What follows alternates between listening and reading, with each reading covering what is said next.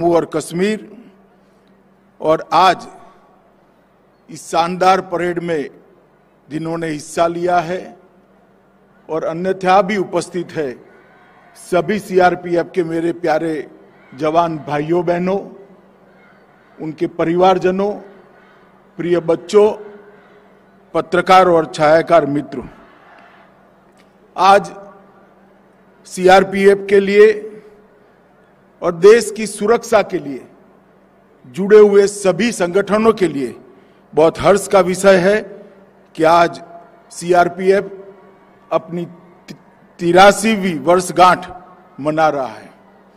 इस अवसर पर देश भर में देश की सुरक्षा और आंतरिक सलामती का काम करते हुए फैले हुए लाखों सीआरपीएफ के सभी जवानों को मैं हृदय से बधाई भी देता हूं और बहुत शुभकामनाएं भी देता हूं।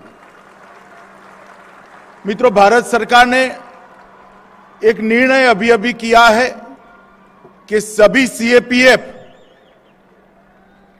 उसका वार्षिक परेड देश के अलग अलग हिस्सों में मनाया जाएगा।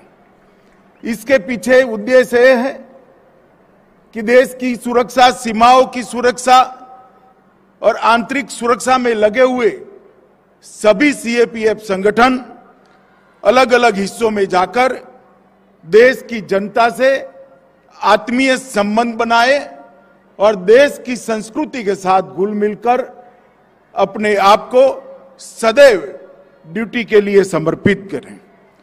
इसी कार्यक्रम के तहत आज सीआरपीएफ की वार्षिक परेड ऐतिहासिक शहर जम्मू में आयोजित की गई है। आज मैं जम्मू में आया हूं।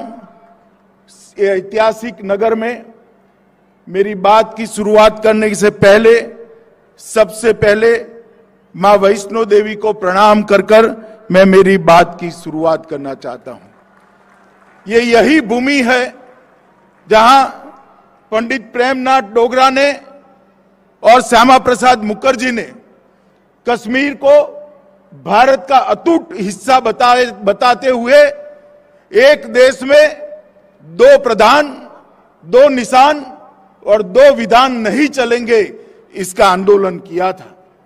और हमारे देश के नेता श्यामा प्रसाद मुखर्जी का बलिदान भी इसी धरती पर इसी आंदोलन को करते करते हुआ था।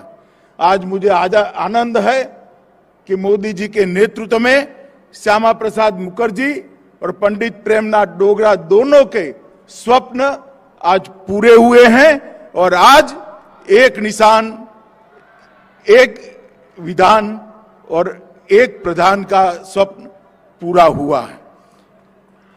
मित्रों, आज सीआरपीएफ के स्थापना दिन पर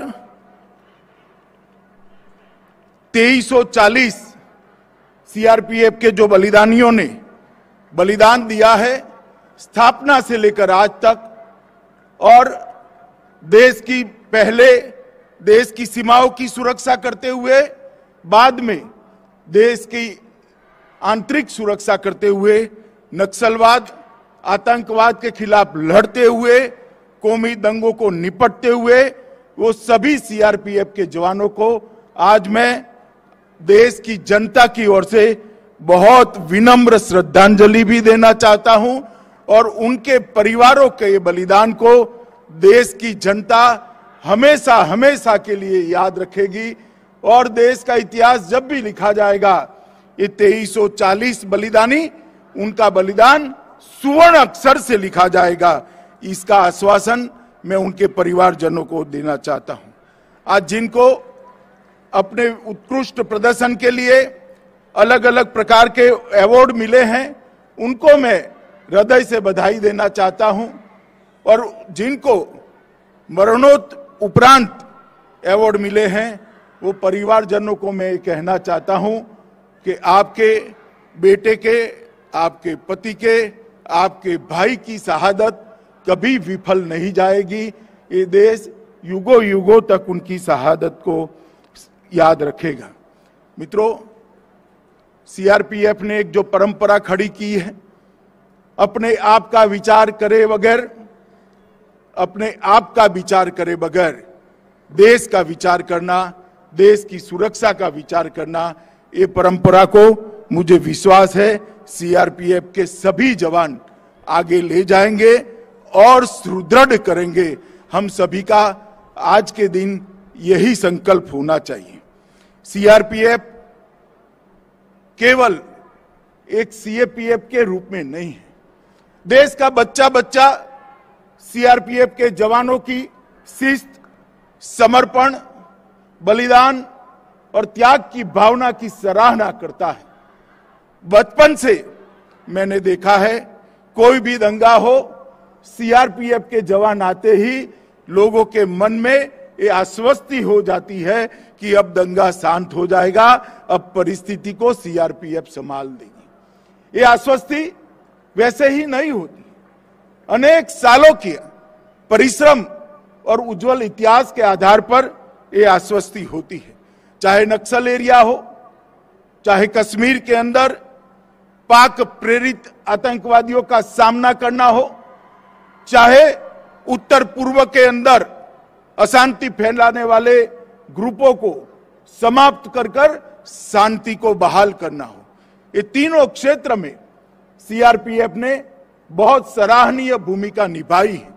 और मैं विश्वास के साथ कह सकता हूं, जिस प्रकार से मोदी जी के प्रधानमंत्री बनने के बाद कश्मीर, माओवादी क्षेत्र और उत्तर पूर्व में जिस दृढ़ता के साथ सीआरपीएफ ने काम शुरू किया है, मुझे विश्वास है कि कुछ ही सालों के अंदर ये तीनों क्षेत्र के अंदर शायद सीआरपीएफ को बहाल करने की जरूरत ही न हो। चिर शांति का एक साम्राज्य तीनों क्षेत्र में हम बना पाएंगे, इसका मुझे विश्वास है। और अगर ये होता है तो उसका मुख्य श्रेय सीआरपीएफ के जवानों को ही जाएगा। आज के दिन ही 1950 के दिन देश के प्रथम गृह मंत्री और लौह पुरुष, जिनके कारण आज हम एक अखंड भारत का स्वरूप देख रहे हैं, सरदार पटेल ने सीआरपीएफ को ध्वज दिया था। और आज वहीं से शुरू हुआ ये संगठन 246 बटालियन और 3,25,000 के जवानों के बल के साथ देश का सबसे बड़ा सशस्त्र बल बनकर उभरा है, जिसकी विश्वसनीयता न केवल देश, दुनिया में जिसकी विश्वसनीयता का लोहा लेने के लिए एक भी सशस्त्र संगठन तैयार नहीं है, इसका मुकाबला नहीं कर सकता है। इस प्रकार का एक अद्भुत संगठन आज खड़ा हुआ है। मित्रों, आज जब सीआरपीएफ का स्थापना दिन है, हम हॉट स्प्रिंग को कैसे भूल सकते हैं। 21 अक्टूबर 1959 को चीनियों ने जब हमला किया, सीआरपीएफ के कुछ जवान मामूली से शस्त्र बल के साथ, अनुपात में बहुत कम संख्या के साथ भीड़ गए और देश की एक एक इंच जमीन के लिए वीरता से लड़कर अपने प्राणों का बलिदान दिया। और पूरा देश आज वो घटना को नहीं भूल सकता। और इसीलिए 21 अक्टूबर को पूरे देश के सभी पुलिस बल पुलिस दिवस के रूप में मनाकर हॉट स्प्रिंग पर सीआरपीएफ के जवानों ने जो वीरता और बलिदान का जज्बा दिखाया, इससे प्रेरणा लेकर देश की आंतरिक सुरक्षा के लिए पुनः अपने आप को समर्पित करते हैं। 9 अप्रैल 1965 को सरदार पोस्ट पर कच्छ में जब पाक की इन्फेंट्री ब्रिगेड ने हमला कर दिया, तब भी सीआरपीएफ की जवान ही वहां मौजूद थे।